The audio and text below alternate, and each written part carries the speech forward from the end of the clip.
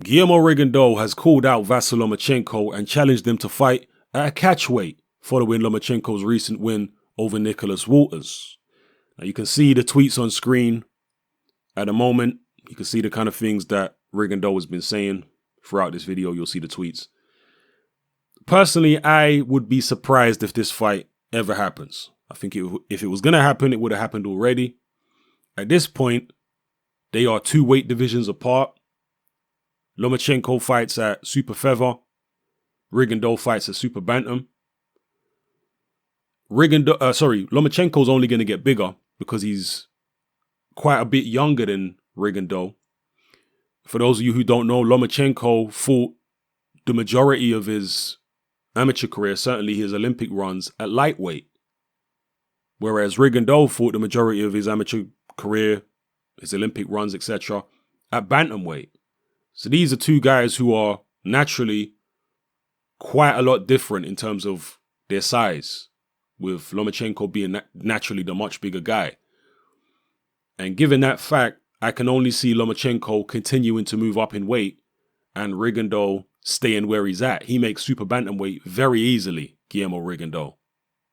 He's, what is he, in his late 30s now, so he's not going to get any bigger. As long as he stays in shape, he's not going to gain any muscle mass. In fact, he might lose a bit of muscle mass. So he's not moving up in weight anytime soon. And as I say, Lomachenko's probably going to go up to lightweight before long. So I can't see the fight happening. I'd be very surprised. Just because I can't see it happening, it don't mean it's not going to happen, obviously. I'm just reading the situation and giving my take on it. That's obviously not definitive. So you never know. But yeah, I'd be surprised if the fight took place.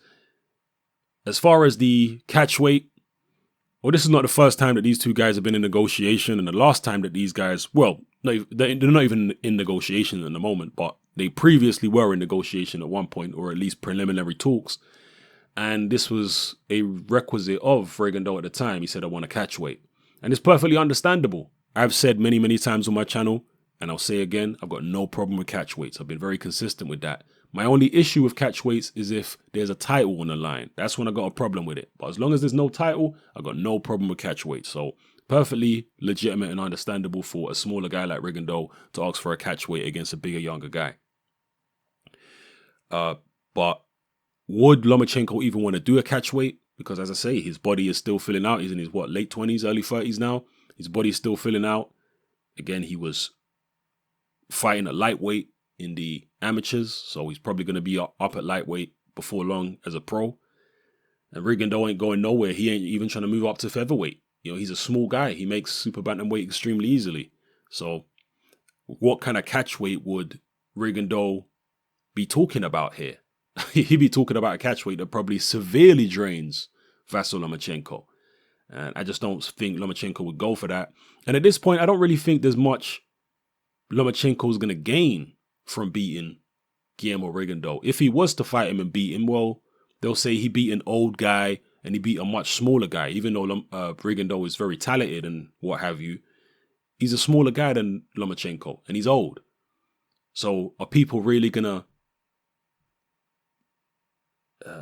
give him that much praise for it, that much credit? They give him a certain amount maybe, but again, it's not like Rigondeaux is a household name either.